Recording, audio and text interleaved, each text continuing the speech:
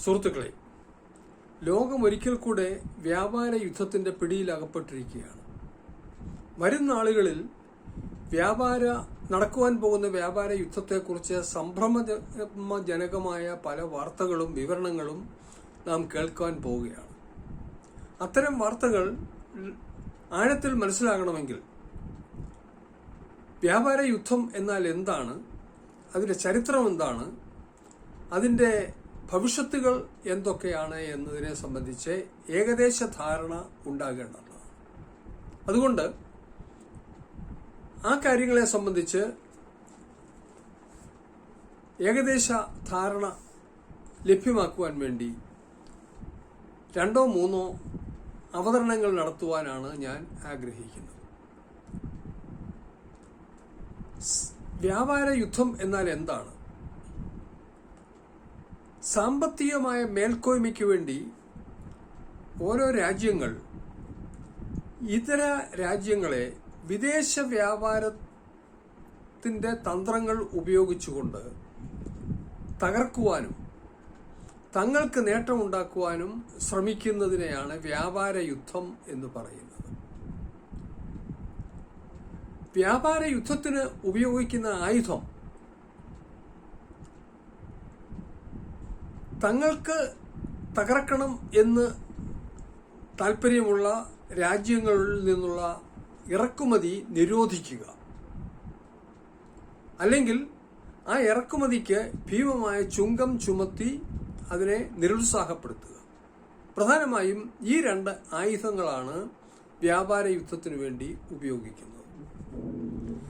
17ഉം 18ഉം നൂറ്റാണ്ടുകളിൽ യൂറോപ്പിലെ രാജ്യങ്ങളെല്ലാം പരസ്പരം ഇത്തരത്തിൽ വ്യാപാര യുദ്ധം നടത്തി നേട്ടമുണ്ടാക്കുവാൻ ശ്രമിച്ചുകൊണ്ടിരിക്കുകയായിരുന്നു. അത് കണ്ടുകൊണ്ടാണ് സാമ്പത്തിക ശാസ്ത്രത്തിന്റെ പിതാവായ ആഡം സ്മിത്ത് 1776 താൻ അവതരിപ്പിച്ച പ്രമാണങ്ങളിൽ കൂടെ ഒരു കാര്യം വ്യക്തമാക്കിയത്: വ്യാപാരത്തിൽ കൂടെ രാഷ്ട്രങ്ങൾ തമ്മിൽ മത്സരിച്ചാൽ എല്ലാ രാഷ്ട്രങ്ങളും തകരുമെന്നും പരസ്പരം സ്വതന്ത്ര വ്യാപാരമാണ് ആവശ്യം എന്നുമായിരുന്നു അദ്ദേഹം സിദ്ധാന്തിച്ചത്. സ്വതന്ത്ര വ്യാപാരമാണ് എല്ലാവരെയും സഹായിക്കുന്നത്, മറിച്ച് വ്യാപാര യുദ്ധം എല്ലാ രാജ്യങ്ങൾക്കും ദോഷമുണ്ടാക്കും എന്നാണ് അദ്ദേഹം സിദ്ധാന്തിച്ചത്. ഈ സിദ്ധാന്തം യൂറോപ്യൻ രാജ്യങ്ങളൊക്കെ മുറുകെ പിടിച്ചുകൊണ്ട് സ്വതന്ത്ര വ്യാപാരത്തിന്റെ മേന്മയെക്കുറിച്ചൊക്കെ പ്രസംഗങ്ങൾ നടത്തിയെങ്കിലും പ്രയോഗത്തിൽ യൂറോപ്യൻ രാജ്യങ്ങളിലെല്ലാം 17ഉം 18ഉം 19ഉം നൂറ്റാണ്ടുകളിൽ 20ഉം നൂറ്റാണ്ടുകളിലെല്ലാം വ്യാപാര യുദ്ധം പലതരത്തിൽ നടത്തുവാൻ ഉള്ള വ്യഗ്രതയിലായിരുന്നു. 1815നും 1846നും ഇടയ്ക്ക് ഇംഗ്ലണ്ട് നടപ്പാക്കിയ അടിച്ചേൽപ്പിച്ച ധാന്യ നിയമങ്ങൾ, കോൺ ലോസ്, ആണ് പലപ്പോഴും വ്യാപാര യുദ്ധത്തെ സംബന്ധിച്ചുള്ള ചർച്ചയിൽ പ്രധാനമായിട്ടും പറയാറുള്ളത്. ആ നിയമം എന്താണെന്ന് ചോദിച്ചാൽ, വിദേശത്തു നിന്നും, പ്രത്യേകിച്ച് ഫ്രാൻസിൽ നിന്നും 1 മണി ധാന്യം പോലും ഇംഗ്ലണ്ടിലേക്ക് ഇറക്കുമതി ചെയ്യുവാൻ പാടില്ല എന്ന ഒരു നിയമമായിരുന്നു. അത് കർശനമായി നിരോധിക്കുന്ന ഒരു നിയമമായിരുന്നു.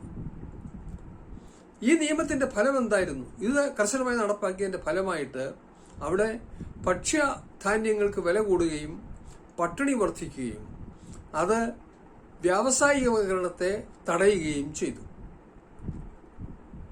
മറുഭാഗത്ത് ഇതിന് നേട്ടമുണ്ടാക്കിയത് ജന്മിമാരായിരുന്നു. അവർക്ക് കിട്ടേണ്ട റെന്റ് വളരെയധികം വർദ്ധിച്ചു. നിലച്ചിരിക്കാതെ അവർക്ക് ലാഭമുണ്ടായി, നേട്ടമുണ്ടായി. അതുകൊണ്ട് ഇതിനെതിരെയുള്ള വിമർശനം അന്ന് അവിടെ ശക്തമായി. ഈ വിമർശനം ശക്തമായ കാലത്തിലാണ് ഡേവിഡ് റിക്കാർഡോ എന്ന ധനശാസ്ത്രജ്ഞൻ 2 സിദ്ധാന്തങ്ങൾ ആവിഷ്കരിച്ചു. ഒന്ന് ദ തിയറി ഓഫ് റെന്റ്, മറ്റൊന്ന് കമ്പാരറ്റീവ് കോസ്റ്റ് അഡ്വാൻറ്റേജ് തിയറി. ഈ 2 സിദ്ധാന്തങ്ങളും അദ്ദേഹം അവതരിപ്പിച്ചത് ധാന്യ നിയമം ജനങ്ങൾക്കും രാജ്യത്തിനും എതിരാണെന്നും പാർലമെന്റിൽ ഭൂരിപക്ഷമുള്ള അല്ലെങ്കിൽ പാർലമെന്റ് നിയന്ത്രിക്കുന്ന ജന്മിമാരുടെ താല്പര്യത്തെ മാത്രം സംരക്ഷിക്കുവാനുള്ളതാണ് എന്നുമാണ് ഈ രണ്ട് നിയമങ്ങളും മൂലം അദ്ദേഹം സിദ്ധാന്തിച്ചത്. പ്രത്യേകിച്ച് കമ്പാരിറ്റീവ് കോസ്റ്റ് അഡ്വാൻറ്റേജ് തിയറിയിലൂടെ അദ്ദേഹം സ്ഥാപിച്ചത് ഓരോ രാജ്യങ്ങളും അതാത് രാജ്യത്തിന്റെ സവിശേഷതകൾക്ക് അനുസരണമായ ഉൽപ്പന്നങ്ങൾ ഉൽപ്പാദിപ്പിക്കുകയും പരസ്പരം കൈമാറുകയും ചെയ്താൽ രണ്ട് രാജ്യത്തെ ജനങ്ങൾക്കും അവരുടെ നേട്ടമുണ്ടാക്കാം എന്നാണ് അദ്ദേഹം സിദ്ധാന്തിച്ചത്. അതിനെ സംബന്ധിച്ച് അദ്ദേഹം പറഞ്ഞ ഉദാഹരണം, ഇംഗ്ലണ്ടിന് തുണി ഉൽപ്പാദിപ്പിക്കുവാൻ അനുകൂലമായ സാഹചര്യം അതിനാൽ ഇംഗ്ലണ്ട് തുണി ഉൽപ്പാദനത്തിൽ ശ്രദ്ധിക്കണം. പോർച്ചുഗലിന് വീഞ്ഞ് ഉൽപ്പാദിപ്പിക്കാൻ അനുകൂലമായ സാഹചര്യം അതിനാൽ പോർച്ചുഗൽ അതിന്റെ ഉൽപ്പാദനത്തിൽ ശ്രദ്ധിക്കണം. എന്നിട്ട് ഈ രണ്ട് വസ്തുക്കളും പരസ്പരം ഇമ്പോർട്ട് ചെയ്യുകയും എക്സ്പോർട്ട് ചെയ്യുകയും ചെയ്താൽ രണ്ട് രാജ്യത്തിനും സാമ്പത്തിക വളർച്ചയുണ്ടാകും എന്നാണ് അദ്ദേഹം സിദ്ധാന്തിച്ചത്. ഈ സിദ്ധാന്തങ്ങളൊക്കെ അവിടെ വളരെയധികം ഉയർത്തിപ്പിടിച്ചുവെങ്കിലും ഈ യൂറോപ്പിലെ ഭരണവർഗം എക്കാലത്തും അവരെ തോൽപ്പിക്കണം, എങ്കിൽ മാത്രമേ തങ്ങൾക്ക് വളരാനൊക്കത്തുള്ളൂ. അതുകൊണ്ട് വ്യാപാര യുദ്ധമാണ് നല്ലത് എന്നുള്ള ഒരു കാഴ്ചപ്പാടോടുകൂടി നിരന്തരം വ്യാപാര യുദ്ധത്തിൽ ഏർപ്പെടുകയായിരുന്നു. അങ്ങനെ വ്യാപാര യുദ്ധം മൂർച്ഛിച്ചപ്പോൾ അതാണ് കൊളോണിയലിസത്തിന് വഴിതെളിച്ചത്. ആ വ്യാപാര യുദ്ധം മൂലം കിട്ടിയ നേട്ടം പോരാ, അധികമായ നേട്ടം ഉണ്ടാക്കണം. അതിനുവേണ്ടിയാണ് കോളനികൾ സ്ഥാപിച്ചത്. അങ്ങനെ കോളനികളൊക്കെ സ്ഥാപിച്ചും വ്യാപാര യുദ്ധത്തിലും കൂടെ യൂറോപ്പിലെ ചില രാജ്യങ്ങൾ മേധാവിത്വ ശക്തികളായി വളർന്നു. പക്ഷെ അപ്പോൾ ഒരു പ്രശ്നമുണ്ടായി. മേധാവിത്വ ശക്തികൾ, പ്രത്യേകിച്ച് ഇംഗ്ലണ്ട്, ഫ്രാൻസ്, ജർമ്മനി, ഈ മൂന്ന് ശക്തികളിൽ ഓരോരുത്തരും അതാത് രാജ്യം മേധാവിത്വം സ്ഥാപിക്കണമെന്നുള്ള താല്പര്യമുണ്ടായി. ആ താല്പര്യമാണ് അവിടെ കടുത്ത വ്യാപാര യുദ്ധത്തിലേക്ക് അവരെ തള്ളി നീക്കിയത്. അത് 20-ാം നൂറ്റാണ്ടിന്റെ ആരംഭത്തിലാണ് കടുത്ത വ്യാപാര യുദ്ധത്തിലേക്ക് മേധാവിത്വത്തിനു വേണ്ടി ഈ മൂന്ന് ശക്തികൾ പ്രധാനമായിട്ടും വ്യാപാര യുദ്ധത്തിൽ ഏർപ്പെട്ടു. ഈ വ്യാപാര യുദ്ധം ഒന്നാം ലോകമഹായുദ്ധത്തിന് വഴിതെളിച്ചു.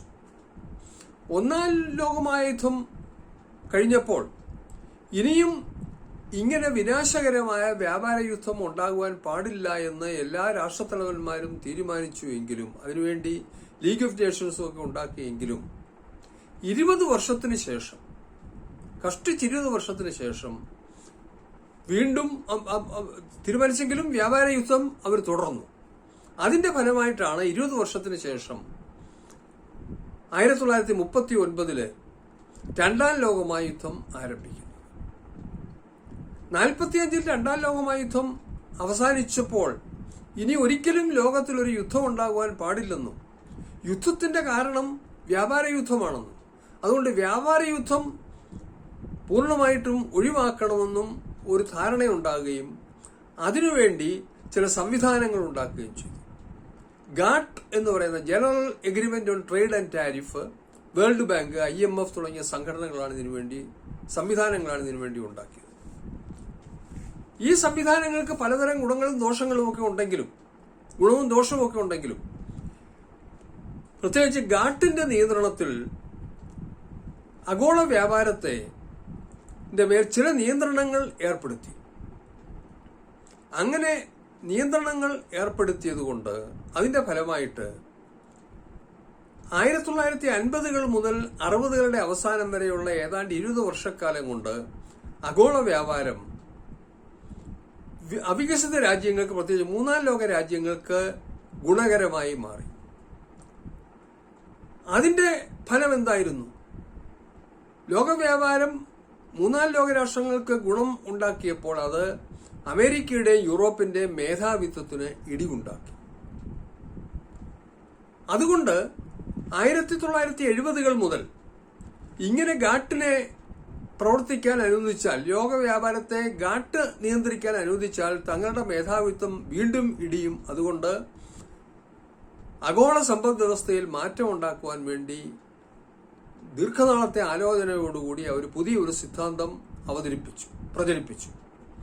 അതാണ് ആഗോളവൽക്കരണം, ഉദാരവൽക്കരണം, പുത്തൻ സാമ്പത്തിക നയം എന്നുള്ള പേരിലൊക്കെ 1980കളിൽ പ്രചരിപ്പിക്കുകയും ലോകമാകെ അടിച്ചേൽപ്പിക്കുകയും ചെയ്തു. ഇത് അമേരിക്കയ്ക്കും യൂറോപ്പിനും നഷ്ടപ്പെട്ട ആധിപത്യം തിരിച്ചെടുക്കുവാൻ വേണ്ടിയുള്ള ഒരു സമീപനമായിരുന്നു. ഈ സിദ്ധാന്തം അവതരിപ്പിച്ചപ്പോൾ അവർ പ്രഖ്യാപിച്ചത് സ്വതന്ത്ര വ്യാപാരമാണ് ലോകത്തെ മൊത്തം സഹായിക്കുന്നത്, എല്ലാ രാജ്യങ്ങളെയും സഹായിക്കുന്നത്. അതുകൊണ്ട് സ്വതന്ത്ര വ്യാപാരത്തിന് വേണ്ടിയുള്ള ഒരു സംവിധാനമാണ് തങ്ങൾ ഉണ്ടാക്കുന്നത് എന്ന് പറഞ്ഞുകൊണ്ട് ഗാട്ടിന് പകരം വേൾഡ് ട്രേഡ് ഓർഗനൈസേഷൻ WTO രൂപീകരിച്ചു. അപ്പൊ സ്വതന്ത്ര വ്യാപാരം എന്ന വാസ്തവത്തിൽ സ്വതന്ത്ര വ്യാപാരം എന്ന വ്യാജ ലേബൽ ഉപയോഗിച്ചുകൊണ്ട് അമേരിക്ക നിയന്ത്രിക്കുന്ന ഒരു കമ്പോള വ്യവസ്ഥ WTOയുടെ സഹായത്തോടുകൂടി സൃഷ്ടിക്കുക എന്നുള്ളതായിരുന്നു ലക്ഷ്യം. അങ്ങനെയാണ് സംഭവങ്ങൾ 1980കളിലും 90കളിലും ഒക്കെ ആഗോള തലത്തിലും പ്രാദേശിക തലത്തിലും ഒക്കെ കാര്യങ്ങൾ മാറിയത്. പക്ഷെ അങ്ങനെ മാറ്റിയെങ്കിലും അമേരിക്കയിലെ സാമ്പത്തിക മുന്നേറ്റം നടത്തുവാൻ സാധിച്ചില്ല എന്ന് മാത്രമല്ല, സാമ്പത്തിക പ്രതിസന്ധിയാണ് ഉണ്ടായത്. 2008 അമേരിക്കയിലുണ്ടായ മാന്ദ്യം അത് യൂറോപ്പിനെയും ബാധിച്ചു. അങ്ങനെ ആ മാന്ദ്യത്തിൽ നിന്നും കരകയറുവാൻ പല ശ്രമങ്ങളും 2008 മുതൽ 2024 വരെയും നടത്തിക്കൊണ്ടിരുന്നിട്ടും അമേരിക്ക ആ കാര്യത്തിൽ വിജയിക്കുവാൻ കഴിഞ്ഞില്ല. ആ പശ്ചാത്തലത്തിലാണ് 2025 ട്രംപ് പുതിയ തന്റെ സാമ്പത്തിക നയം പ്രഖ്യാപിച്ച് നടപ്പാക്കിക്കൊണ്ടിരിക്കുന്നത്. അതിനെയാണ് അദ്ദേഹം പറയുന്നത്, താൻ ഇപ്പോൾ നിലവിലിരിക്കുന്ന ചുങ്കം അമേരിക്കയ്ക്ക് ദോഷകരമാണ്, അതുകൊണ്ട് അമേരിക്ക എല്ലാ രാജ്യങ്ങളുടെ മേലും ചുങ്കം ഏർപ്പെടുത്തും എന്നാണ് അദ്ദേഹം പ്രഖ്യാപിച്ച് നടപ്പാക്കിക്കൊണ്ടിരിക്കുന്നത്. ഇങ്ങനെ അമേരിക്കയുടെ ഇഷ്ടപ്രകാരം ഓരോ രാജ്യങ്ങളിന്മേലും ആ രാജ്യങ്ങളെ ശിക്ഷിക്കുവാൻ വേണ്ടി ചുങ്കം ഏർപ്പെടുത്തുമ്പോൾ ആ രാജ്യങ്ങൾ പകരം അമേരിക്കയെ ശിക്ഷിക്കുവാൻ വേണ്ടി ചുങ്കം ഏർപ്പെടുത്തും. അങ്ങനെ പരസ്പരം അങ്ങോട്ടും ഇങ്ങോട്ടും തോൽപ്പിക്കുവാൻ വേണ്ടി അധിക ചുങ്കം ഏർപ്പെടുത്തുമ്പോൾ എല്ലാ രാജ്യങ്ങളും സാമ്പത്തിക ക്രമങ്ങൾക്ക് തകർച്ചയുണ്ടാകും. ഇതാണ് സംഭവിക്കുവാൻ പോകുന്നത്. ഇതിനെയാണ് വ്യാപാര യുദ്ധം എന്ന് പറയുന്നത്. അപ്പോൾ ഈ വ്യാപാര യുദ്ധം, ഇപ്പോൾ നടക്കാൻ പോകുന്ന വ്യാപാര യുദ്ധം ഇതാണ്. ഈ വ്യാപാര യുദ്ധത്തിൽ ഇപ്പോൾ ട്രംപ് പ്രഖ്യാപിച്ചിരിക്കുന്ന പ്രഖ്യാപനങ്ങൾ, ചുങ്കത്തിന്റെ അളവ് ഒക്കെ ഏതെല്ലാം രാജ്യങ്ങളെ എങ്ങനെ, ഏതെല്ലാം ജനവിഭാഗങ്ങളെ എങ്ങനെ ആണ് ബാധിക്കാൻ പോകുന്നത് എന്നതിനെ സംബന്ധിച്ച് അടുത്ത ഒരു ഭാഗമായി മറ്റൊരു ദിവസം അവതരിപ്പിക്കാം എന്ന പ്രതീക്ഷയോടുകൂടി ഈ വിഷയത്തെക്കുറിച്ചുള്ള ആമുഖമായ ഒരു അവതരണം നടത്തിക്കൊണ്ട് ഞാനിവിടെ നിർത്തുന്നു. നിങ്ങൾക്ക് എൻ്റെ നമസ്കാരം.